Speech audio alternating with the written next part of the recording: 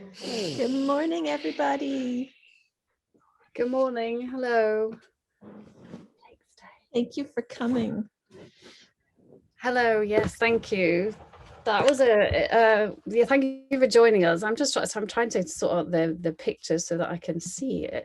Everything's being obscured by my pictures, but anyway, thank you. Yeah, I just want to say thank you to Elizabeth for the video. I hope everyone found that helpful.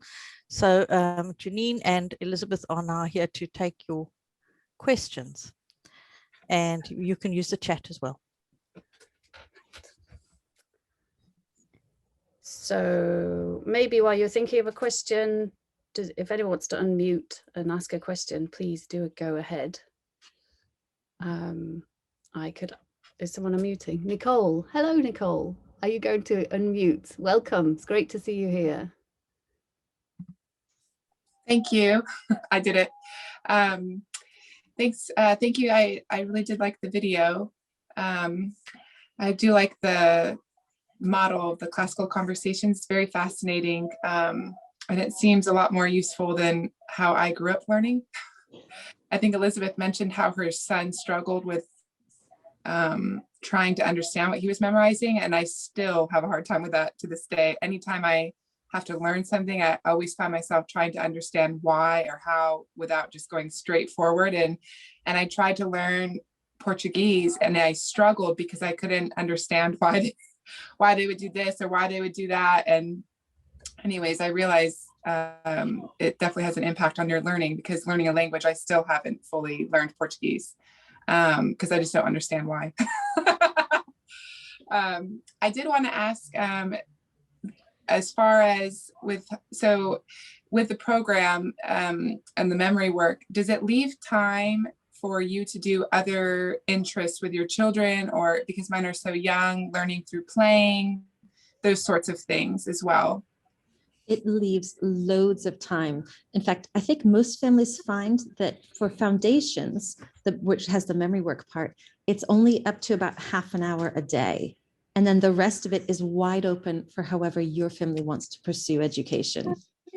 And so and there are times when parents get a little busy and we play the memory work, which is often a list of songs and chants and things. And sometimes you send your kids off to play Lego and say, go listen to your memory work. And that constitutes the parental involvement for the day. Okay, so the memory work, I was picturing it to be a bit more, but so it is doable. It's a short time period. It's one of the, you have new memory work that comes every week. And so as it accumulates, if you want to master it all, it becomes more and more. So for example, we have something called Memory Master, which is by the end of the year, being able to recite all of the memory work at once, which takes about an hour and a half. If a child wants to become a memory master, then throughout the year, the burden becomes greater and greater, but there is no obligation to do that. And that's where everything is tailored to what you think your child is ready for and what you think is appropriate for your family. So right now I have one child who's in fact right here, who is in his first year of foundations, and he loves a few of the songs, but we don't put any pressure on him for anything else. Whereas I have an 11-year-old who's becoming memory master. And so he, in a sense, has asked us to crack the whip. And so we do a lot with him.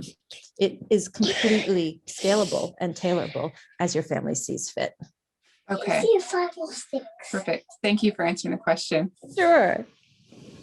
I wonder if I could just add to that, and just in case people aren't aware, that the memory work is cyclical, so we repeat it. So there's 3 cycles, so you get to come to it again. So when the 4-year-old has had enough and wants to go play, it's really, really fine for them to go on many levels, because they will be exposed to the same memory work again.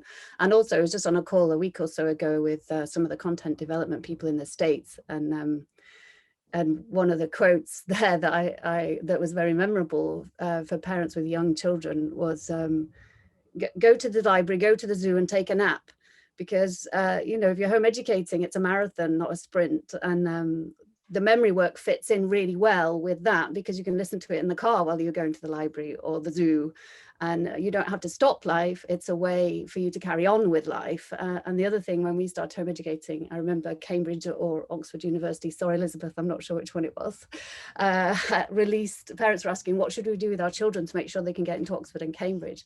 And they released a list for children under 10, I think, and it was make a mud pie, roll down a grassy mound, you know, read stories together. So Classical Conversations believes in that. You know, we definitely, it's a lot of the memory work is meant to be fun and easy, and the children don't even know they're learning, just in the same way if you were singing a nursery rhyme with them. Well, in fact, to follow up on that, we found that when back in the days when there were restaurants you could go to, if we were at a restaurant and you had that time when you're waiting for the food to come, it used to be that was agonizing because you have hungry kids, you've got nothing to do with them, and it's just miserable. When we had the memory work, we'd say, all right, tell me, you know, about the fall of the Roman Empire. And suddenly the whole family would get involved, and it'd be the same going for a walk or waiting for a bus. And it really surprisingly became the way that we filled otherwise dead time. And it brought the whole family together, delighting in something. So initially we'd anticipated it would be a burden, but it actually ended up being more of a delight for our family. Because it can be really fun to sing about the fall of the Roman Empire.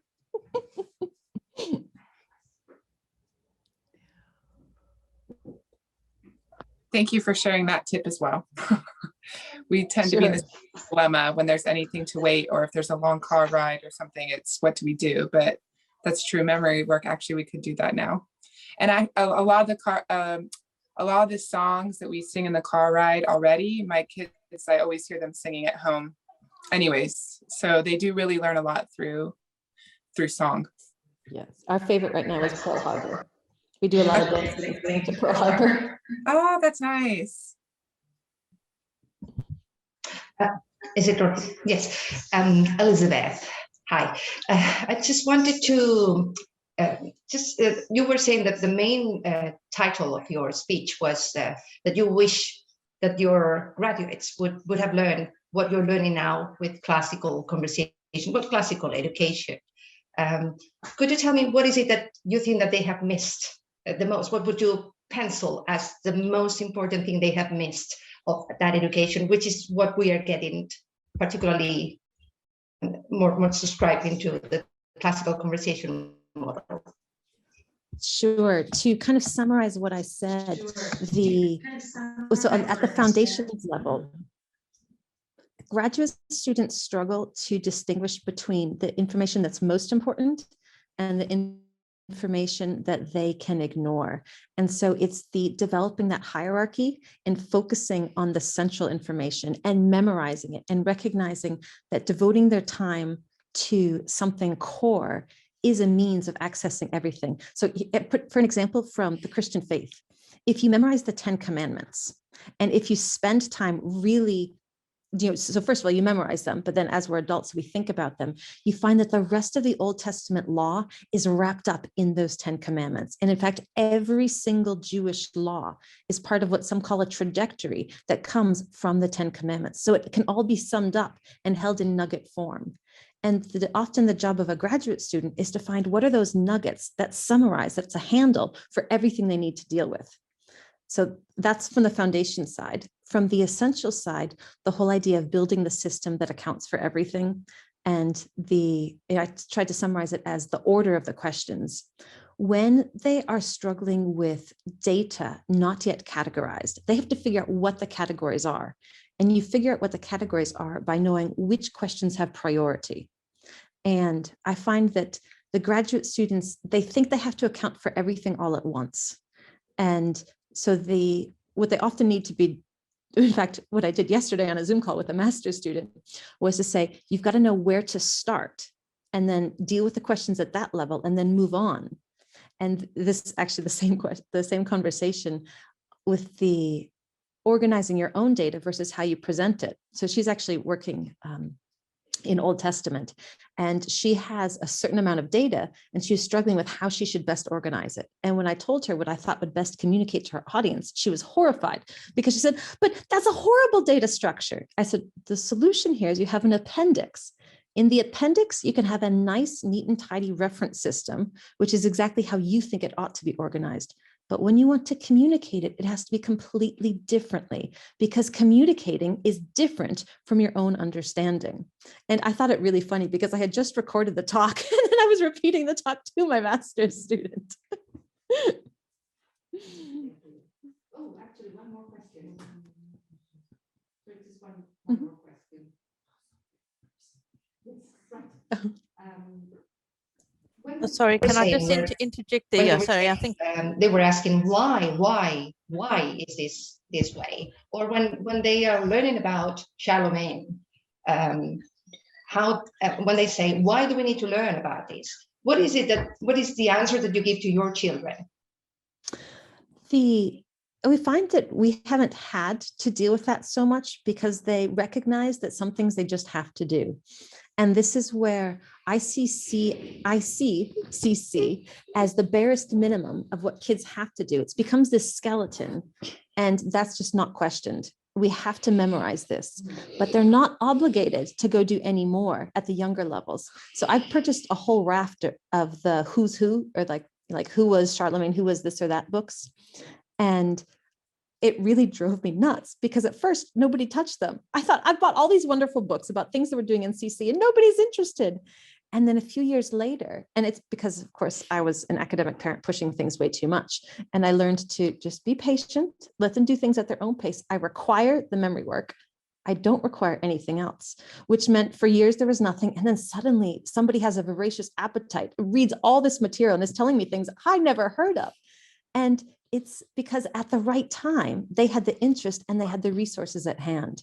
So I think the best thing to do in addition to the material is simply to have resources that your kids can access if they want, but don't force feed anything. Thank you.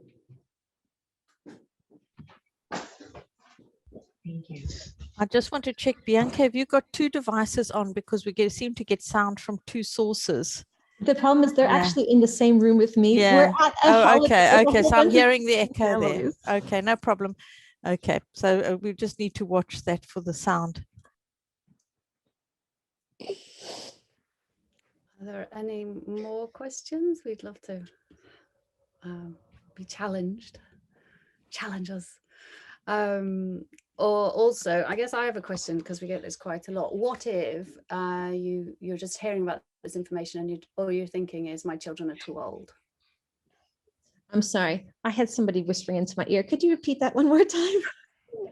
I guess I was just thinking of a common question, which is often, well, I like the sound of this, but I think my children are too old. For me, I feel like I'm getting a new education even now. So if I'm not too old, kids can't be too old. But that doesn't mean it would be a lot of work. It has been an immense amount of work for me to reformulate what it means to learn, what it means to think. And so it depends on how much you want it and how much practically you're able to invest in it. And if this is what you want, and you say, but there's only so much I can invest, it's up to you to say, am I content to get as much as God will let me get out with what I currently have at my disposal? So, for example, every year we find that there's a subject or two that we just can't cope with at the time. So a few months ago, my eldest stopped doing maths because he was focusing so much on other things. And we have decided that what he is getting is so rich that we're willing to let some things slide at different times. And he'll be doing some maths through the summer. So it's very much a walk of faith, saying, if this is what God has for us, he's going to make a way and he's going to humble me in the process. So it will be humbling. It will be hard work, but God always makes a way. And it is so beautiful if this is what God has called you to. Thank you, that's helpful. Does anyone want to unmute and ask a question? There was a question on the app that I can bring forward here, which was, do you feel Classical Conversations provides depths and knowledge for all your children with their different learning types and personalities? I have 4 children with many learning types and interests. I answered that on the app, but I don't think Janine's had a response to. Yeah, that's why I thought perhaps someone here may not pick up that answer. So it's good to bring it through here. Janine, you've been at this longer than I. Do you want to answer? Well, it's interesting. It's very encouraging for me too. You say what you just said, Elizabeth, because we too, in the same way, it's so rich a program that sometimes with different children, what's happening, you have to drop a few things. So we're just not necessarily. We've done the same thing with maths, and thought, well, we'll just pick up in the summer. When I guess that's kind of the story of the homeschooling mum with multiple children. You can't give one-on-one to 4 children. You just can't do it all the time. And even, things like shopping has to happen, very dull things. But so the great thing I think that I found with Classical Conversations is the motivation that the children have to learn because of they're coming into community and they're maybe preparing a presentation, or they want to discuss a thing, or they know that their friends are researching this and it's their job to research that. And so there's a real, I think that's probably the biggest encouragement for other families. There's no cracking of the whip in our house. I think we were very regimented when they were small, and we worked hard on getting them to do their chores, so they understand their role is to work and to do things. But as they got older through their teen life, they've been motivated to work. And it's really funny because actually so we've just hit week 30, so the final week of the challenge years this week. Sadly, I had to go on Zoom because someone was poorly, but last week they met in person. And even now, after all these years, there's still that buzz of excitement the night before and going. And I've said before, it's a bit like Christmas. I guess as they got older, there's actually more excitement for CC than there is for Christmas. Maybe we're doing something wrong, yeah, that's a real, so I think that helps, because when you've got multiple children and you're trying to field everybody, I guess that's where the beauty of having friends to do it with really comes in, because actually they need more than me, and they need more than Dad, who's often working a lot. And so they have their community, so they have their peers, and they have their peers' parents, everybody who's interested in them and their lives. And it's lovely for us to be interested in other families' lives, and we benefit from seeing the growth in other children and learning to get to know them too. So I definitely think it's community is probably the key, as well, it has been for us. And I'll pick up on something you said about chores. Initially, we had our 2 eldest in school. And when they came out of school and we started the homeschooling, I realized the first thing we actually did was say, forget the homeschooling until we've learned to do our chores and to have good attitudes and learn to love one another. In a family of 4, that's not always easy. Sorry, family of 4 kids. And what was amazing was that when the kids were in school, one of the hardest things was a sense that life was out of our control and we could not pay attention to the priorities. The kids were so tired, but we had to say, all right, eat, get to bed so that we can get you to school. But once they were home, we could say, we're not going to do any schoolwork until we have Bible time as a family, until we get our chores done. We're going to respect each other's belongings as a way of learning to love the family. Your chores are the way you love your family, and that's what comes first. And it was so liberating to realize that we had that opportunity. We really could say chores come before school. And in so doing, getting the priorities right in life, which is a roundabout way of coming back to that initial question of CC gives you that bare bones of what everybody needs. And so I think that it's, as far as I know, it's the most comprehensive yet flexible curriculum that really will address children of all types. Yes, Mercedes, is that a question? Yes, I have a question. Elizabeth is doing a very high level of CC. We start with foundations and essentials, and you're doing a challenge. Can you tell me, what would you say to moms who think that they're not capable to teach the children at that high level, and so they are they're thinking in sending their children to the college once they reach essentials, once they finish essential. What would you say to a mom that thinks, well, I'm not qualified to teach high level of education? A teacher at a school would be more entitled to do this. What would you say? This comes down to the question of what do you want your kids to end up being? And I actually turn this the other way around and say, if I send my children to an expert in something, then they get the message that what they're being taught can only be fully understood by an expert. And so really they only need to learn it if they want themselves to become an expert in that area. But if there's something that I think they must learn, then if it's something I'm teaching them, they have no choice whether or not they're going to turn out like their parents. They're stuck with that. They're going to be like their parents. And so if I have learned something in order to teach it, then this is just part of what it means to be part of our family. So there's a completely different attitude on the first hand that comes with who's doing the teaching. But then when it comes to the high level material, CC has done an outstanding job of providing curriculum such that it is hard work, absolutely, for a parent. But the struggle is precisely that struggle of the last stage of learning, of making it your own, putting it into use, being able to pass it on. And for the parent who has never learned how to learn fully, it will be difficult, but it's exactly what you want to learn yourself, to learn how to learn. So the challenge is exactly that challenge that we think is worthwhile, that opens you up to life as a whole. So yes, it's difficult, but that's what this is all about. It's all about being able to learn from nothing to mastery. And so it may be that we parents have to walk side by side along with them and learn just at the same level, but that's what we're in it for. So reach as well. Yes.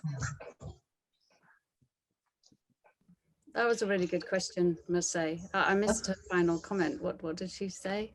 Oh, my comment was that it is so rich. Yes, because you learn so much being mom as well. It's what Elizabeth is saying. It's not only the child learning, it's us. It's amazing.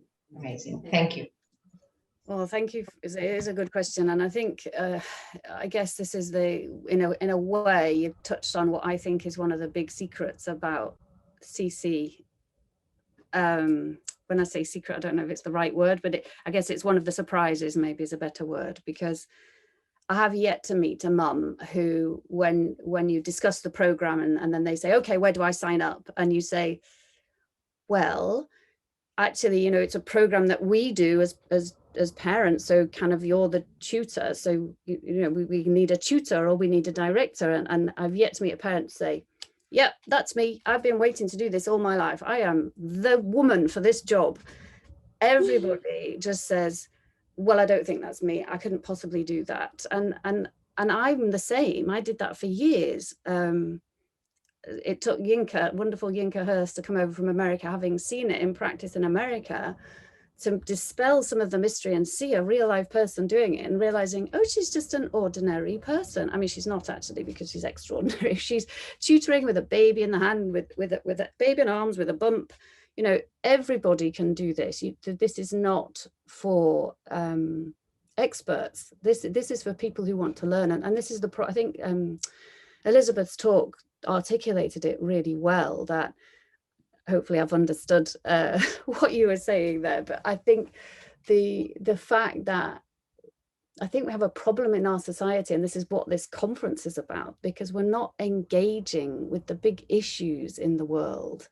We've disengaged, and I think that happens because, sadly, we've just talked about the difficulties of being a mum and having, say, 4 children or 6 children or maybe more, but maybe a few children, but one teacher trying to field 30 children and answer every question in a school setting. And I don't want to school bash. I'm just kind of just a reality of man-to-man marking suddenly turning into sort of crowd control, because how can a student get their questions answered if they've got 6, 7, 8 periods a day, different things? They must have a ton of questions. You can't answer 30 children's questions. And I guess I'm talking from my own experience. So you become disengaged with the material.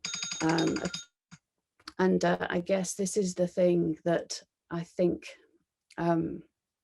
with the classical model of learning, because you're from the word go, you are learning how to learn.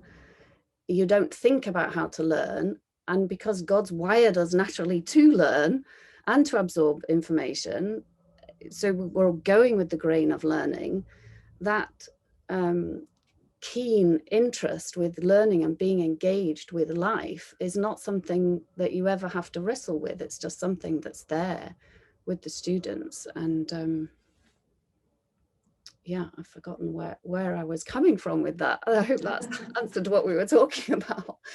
Oh, it was about being a director, wasn't it? So sorry, but that's, I guess, yeah. So that's the thing, as a parent, that's I think where I was going with it. As a parent, hopefully the fact that you're doing this home education, and then the fact that you desire to learn with your children and you're modeling, like as Elizabeth said, Classical Conversations have over the years been able to invest in training parents. And so there's online training live, there's training at your fingertips on the website. When you sign up and become a director or a tutor, you basically get access to recorded things. Even if you're not a tutor or a director, as a parent, you sign up CC Connected for less than £4 a month. It's about £3.50, I think, if you're part of a community. And there you just have a lot of videos you can watch, and a lot of learning. I mean, you just couldn't possibly cover it all that's available. So you can go where the class or the interest or the where life is taking you in your learning. There's a lot of help and support. And the community that you end up developing is amazing. So in fact, the people you can see in the Bianca and others, those are other CC families that I'm on holiday with right now. And it is amazing to meet and talk with other moms who have gone through all the same thing. They have struggled with, how do you pronounce this word in the memory work? And then seeing their kids just dancing endlessly to it and thinking, all right, am I really sitting here and watching these kids dance to this complex academic stuff? And there's so much joy and so much, it's just doing life together is beautiful, because CC ends up, it's a community where you meet together one day a week. I was just going to share one little thing with you. We went to one community day, just one, to check it out. And we joined the little class. And my son has a history book on, I think it's the Tudors and something else. And now every time he goes to get it, we all say, the Tudors. We were only there one day, but we picked up that word. And we can't help but say that every time we get the book. And he's like, the Tudors, every time. I'm like, this is amazing. We did one day. We weren't even like part of it. We just joined in and picked up one part of the song already. Yeah, get ready for a lot more. I think so. Yeah, I definitely think we'll just be a singing throughout our house kind of family.